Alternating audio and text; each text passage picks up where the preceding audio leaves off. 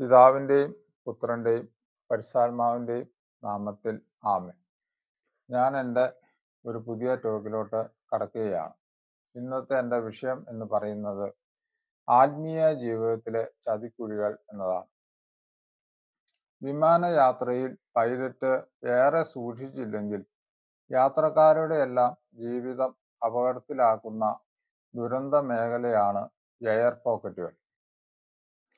അങ്ങേയറ്റം കരുതലോടുകൂടെ വിമാനം പറപ്പിച്ചില്ലെങ്കിൽ ഈ ചതിക്കുഴികളിൽപ്പെട്ട് അനേകരുടെ ജീവിതം നശിക്കാം. ആത്മീയ ജീവിതവും ഇതുപോലെയാണ്. അഭിഷേകം ചോർത്തിക്കളയുവാൻ പിശാച് നിർമ്മിച്ചിരിക്കുന്ന ചില എയർ പോക്കറ്റുകൾ ഉണ്ട്. തിരുവചന അടിസ്ഥാനത്തിൽ ശ്രദ്ധിക്കേണ്ട ചില മേഖലകൾ പങ്കുവയ്ക്കാം. ഒന്നാമതായി, അഭിഷേക തൈലം വിൽക്കുക. ദൈവം ഓരോ വ്യക്തിക്കും ദാനമായി നൽകുന്ന ആനുകൂല്യങ്ങളും അനുഗ്രഹങ്ങളുമുണ്ട്. ഇങ്ങനെ ദൈവം നൽകുന്ന വരദാനങ്ങൾക്കും അഭിഷേകത്തിനും പിന്നിൽ ദൈവത്തിന് വലിയ പദ്ധതികളുണ്ട്. ഈ സത്യം പിശാചിനും അറിയാം.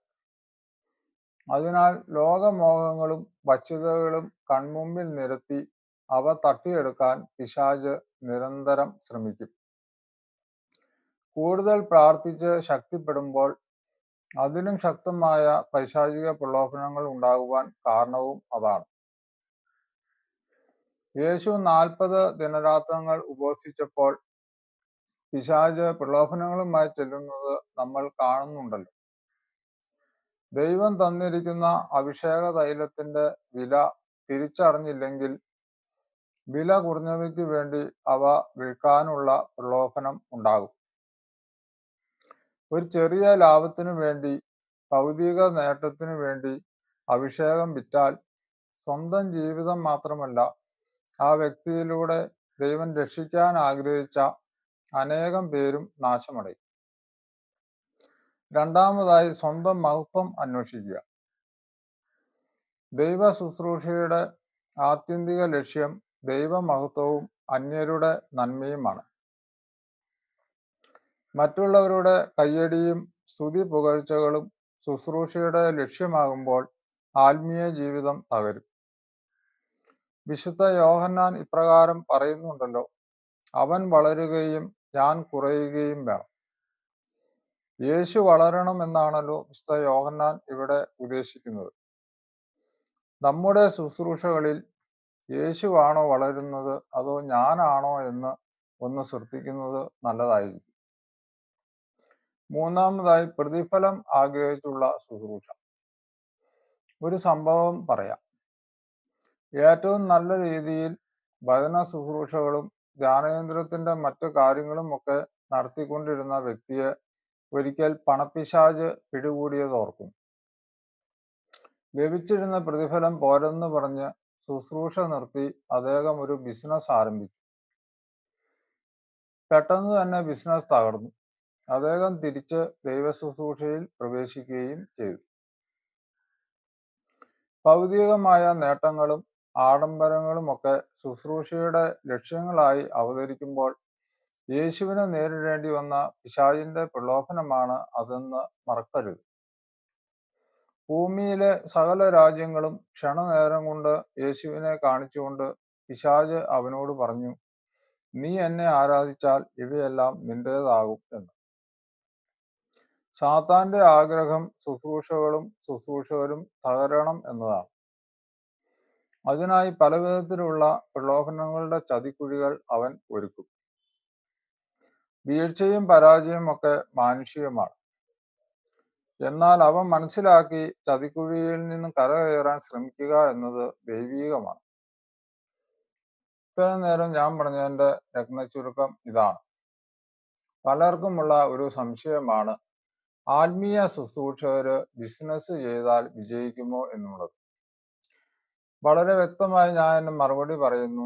ദൈവം മുഴുവൻ സമയം ആത്മീയ ശുശ്രൂഷയ്ക്ക് വിളിച്ചവര് ആത്മീയ ശുശ്രൂഷ ചെയ്യാതെ ബിസിനസ്സിന് പോയി കഴിഞ്ഞാൽ ആ ബിസിനസ് പരാജയപ്പെടും എന്ന് ഉറപ്പാണ്. ബൈബിളിൽ നിന്ന് ഞാനിത് വ്യക്തമാക്കാം. നമ്മുടെ കർത്താവ് കുരിശുമരണം ഭരിച്ചു കഴിഞ്ഞപ്പോൾ പത്രോസ്ലിഹ മറ്റു ശിഷ്യന്മാരോട് പറയുന്നുണ്ടല്ലോ, നമുക്ക് മീൻ പിടിക്കാൻ പോകാം എന്ന്. അങ്ങനെ പത്രോസ്ലിഹയും മറ്റു ശിഷ്യന്മാരും കൂടെ മീൻ പിടിക്കാൻ പോയി. രാത്രി മുഴുവൻ അധ്വാനിച്ചിട്ടും ഒരു ചെറിയ മീൻ വരെ കിട്ടിയില്ല എന്ന് ബൈബിളിൽ നിന്ന് വളരെ വ്യക്തമാണ്. എന്താണ് അതിന് കാരണം? അത് പത്രോസ്ലിഹയും ശിഷ്യന്മാരെയും ദൈവം 100% ദൈവ ശുശ്രൂഷയ്ക്ക് വേണ്ടി തെരഞ്ഞെടുത്തവരായിരുന്നു. അവര് ആ വഴി മാറി മീൻ പിടിക്കാൻ പോയപ്പോൾ അവർക്ക് മീനൊന്നും ലഭിച്ചില്ല. ഇവിടെ ഒരു ആത്മീയ രഹസ്യം ഞാൻ നിങ്ങളോട് പറയാം. നമ്മുടെ ജീവിതത്തില് പല കാര്യങ്ങൾക്കും തടസ്സം നേരിടുമ്പോൾ നമ്മൾ ചിന്തിക്കുന്നത് അത് പിശാചാണ് തടഞ്ഞത് എന്നാണ്. പിശാചിന് തടയാൻ പറ്റുമോ എന്ന് ചോദിച്ചു കഴിഞ്ഞാൽ പിശാചിന് ഒരു പരിധി വരെ നമ്മുടെ കാര്യങ്ങൾ തടയാൻ പറ്റും എന്ന് ബൈബിളിൽ നിന്ന് വ്യക്തമാണ്. എന്നാൽ ഇവിടെ ഈ പത്രോസ്ലിഹയൊക്കെ മീൻ പിടിക്കാൻ പോയപ്പോ അവിടെ ഒരു മീൻ പോലും കിട്ടാതെ തടഞ്ഞത് പിശാചല്ല. അവിടെയാണ് ആത്മീയ രഹസ്യം നിങ്ങളോട് ഞാൻ തുറന്നു പറയുന്നു, അത് തടഞ്ഞത് ദൈവം തന്നെയാണ്. അതുകൊണ്ട് നമ്മുടെ ജീവിതത്തിൽ വരുന്ന മുഴുവൻ തടസ്സങ്ങളും പിശാച് കൊണ്ടുവരുന്നതാണെന്ന് ഒരിക്കലും വിചാരിക്കരുത്. പിശാചിന് തടയാൻ പറ്റുമെങ്കിലും ദൈവം തന്നെ നമ്മുടെ ജീവിതത്തിൽ പല കാര്യങ്ങളും തടഞ്ഞു നിൽക്കാം എന്ന് ഉറപ്പാണ്. അതുകൊണ്ട് പിശാച് തടഞ്ഞ കേസാണെങ്കിലും ദൈവം തടഞ്ഞ കേസാണെങ്കിലും അത് നമ്മൾ ദൈവത്തോട് തന്നെ അത് മാറാൻ പ്രാർത്ഥിക്കുന്നതാണ് അതിനുള്ള ഒരു പരിഹാരം എന്ന് പറയുന്നത്. അതുകൊണ്ട് പലർക്കും ഉള്ള ഒരു ചിന്തയാണ് പിശാച് എന്ന് പറയുന്നത് പണ്ട് പഴയ കാലത്തെങ്ങാണ്ടുള്ള ഒരു സങ്കല്പമാണ്, അങ്ങനെ ഒരു ആളില്ല എന്ന് പറയുന്ന പലരെയും ഞാനും കണ്ടിട്ടുണ്ട്. ശാസ്ത്രം ഇത്ര പുരോഗമിച്ചു കഴിഞ്ഞപ്പോൾ പിശാചൊക്കെ ഉണ്ടോ എന്നുള്ളത്. ആ പിശാച് ഇല്ല എന്ന് പറയുന്നവരുടെ ഉള്ളിലിരുന്ന് ഞാനില്ല എന്ന് പറയുന്നത് പിശാചാണ് എന്ന് അവർക്ക് മനസ്സിലാവുന്നില്ല. പിശാച് ഒരു യാഥാർത്ഥ്യമാണ്. നമ്മൾ ബൈബിൾ എടുത്ത് പഠിക്കുമ്പോൾ നമ്മുടെ കർത്താവിനെ പോലും പരീക്ഷിക്കാൻ പിശാച് ചെന്നതായിട്ട് ബൈബിളിൽ നിന്ന് വളരെ വ്യക്തമാണ്. ഇത്രയും പരമപരിശുദ്ധനായ പൂർണ്ണ ദൈവവും പൂർണ്ണ മനുഷ്യനുമായ നമ്മുടെ കർത്താവിനെ പോലും പിശാച് പരീക്ഷിക്കാൻ ചെന്നെങ്കിൽ നമ്മളെയൊക്കെ അവൻ വെറുതെ വിടുമോ? നമ്മളെ പരീക്ഷിക്കാൻ അവൻ വരുമെന്ന് ഉറപ്പല്ലേ? പിന്നെ പലർക്കും ഉള്ള ഒരു ചിന്ത എന്ന് പറഞ്ഞാൽ പിശാചിനെ ഇതുവരെ കണ്ടിട്ടില്ല എന്നുള്ളതാണ്. ഞാൻ പിശാചിനെ കണ്ടവരുണ്ടോ എന്നുള്ളൊരു ഇതിനു മുമ്പ് ഒരു ടോക്ക് ഇട്ടിട്ടുണ്ട്. അതിൻ്റെ അകത്ത് പിശാചിനെ കണ്ട പലരുടെയും സംഭവങ്ങളാണ് ഞാൻ പറയുന്നത്. അതുപോലെ തന്നെ ഞാൻ നേരിട്ട് ഒരു ദിവസം പിശാചിനെ കണ്ടതാണ്. ഞാൻ ഒരു ദിവസം രാവിലെ വെളുപ്പിന് ഒരു 4 മണി കഴിഞ്ഞപ്പോൾ പള്ളിയിലോട്ട് പോവുകയാണ്. അങ്ങനെ പള്ളിയിലോട്ട് പോയിക്കൊണ്ടിരുന്നപ്പോൾ വണ്ടിയുടെ ലൈറ്റ് റോഡ് സൈഡിലോട്ട് അടിച്ചപ്പോൾ റോഡ് സൈഡിൽ ഒരു 9 അടി 10 അടി പൊക്കമുള്ള ഒരു സ്ത്രീ അങ്ങോട്ട് തിരിഞ്ഞു നിൽക്കും. ആ സ്ത്രീയുടെ മോള് മുതൽ ഉപ്പൂറ്റി വരെ വലിയ വിശാലമായ കട്ട കുത്തിയ മുടിയാണ് ഉപ്പൂറ്റി വരെ. ഇത്രയും പൊക്കവും ഇത്രയും മുടിയുള്ള ഒരു സ്ത്രീ ഈ ലോകത്തില്ല എന്ന് നിങ്ങൾക്ക് അറിയാമല്ലോ. അതുകൊണ്ട് പിശാചിനെ ഞാൻ എൻ്റെ കണ്ണുകൊണ്ട് നേരിട്ട് കണ്ടതാണ്. അതുകൊണ്ട് പിശാചില്ല എന്ന് ആരെന്നോട് പറഞ്ഞാലും എനിക്ക് വിശ്വസിക്കാൻ പ്രയാസമുണ്ട്. അതുകൊണ്ട് ബൈബിള് വളരെ വ്യക്തമായിട്ട് പറയുന്നത് നമുക്കൊരു ശത്രുവുണ്ട്, ഒരേ ഒരു ശത്രുവേ നമുക്കുള്ളൂ, അത് പിശാചാണ് എന്നാണ്. അല്ല, മനുഷ്യന്മാരൊന്നും നമ്മുടെ ശത്രുക്കളല്ല. പിശാചാണ് നമ്മുടെ ശരിയായ ശത്രു. പിശാചിന്റെ ഒരു ലക്ഷ്യം എന്ന് പറയുന്നത് ഇഹലോക ജീവിതത്തിൽ നമുക്ക് എത്ര സുഖങ്ങൾ തന്നേലും പിശാച് എതിരല്ല. ഇഹലോക ജീവിതത്തിൽ നമ്മൾ സാത്താനെ ആരാധിക്കുകയാണെങ്കിൽ എല്ലാ സുഖങ്ങളും പിശാച് തരാനുള്ള സാധ്യത വളരെ കൂടുതലാണ്. പിശാച് ആഗ്രഹിക്കുന്നത് നമ്മുടെ ആത്മാവിനെ മരണശേഷം നരകത്തിൽ കൊണ്ടുപോവുക എന്നതാണ്. ദൈവം നമുക്ക് പ്രാധാന്യം കൂടുതൽ ദൈവം കൊടുക്കുന്നത് മരണശേഷം നമ്മുടെ ആത്മാവിനെ സ്വർഗത്തിൽ കൊണ്ടുപോകാനാണ്. അതുകൊണ്ട് നമ്മുടെ ആത്മാവിനെ നരകത്തിൽ കൊണ്ടുപോകാൻ വേണ്ടി കോടിക്കണക്കിന് രൂപ തരാനും പിശാച് തയ്യാറാണ്. പിശാച് തരുന്ന കോടികൾ നമ്മൾ പിശാചിനെ ആരാധിച്ചിട്ട് നമ്മൾ സ്വീകരിച്ചു കഴിഞ്ഞാൽ നമ്മുടെ മരണശേഷം നമ്മുടെ നിത്യയിൽ നമ്മൾ നരകത്തിൽ കടന്ന് പീഡ അനുഭവിക്കേണ്ടി വരും.